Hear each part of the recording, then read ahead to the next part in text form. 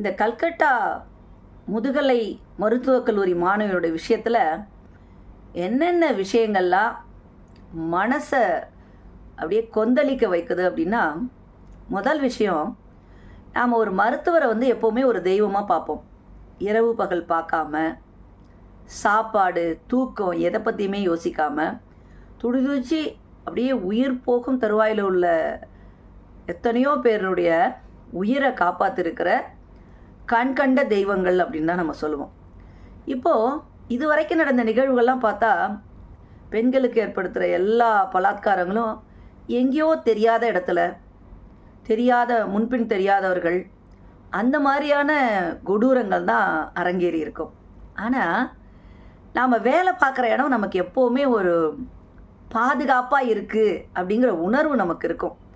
எப்படி நம்ம ஒரு தாயினுடைய மடியில் போய் படுத்துக்கிட்டோம்னா நமக்கு எப்படி ஒரு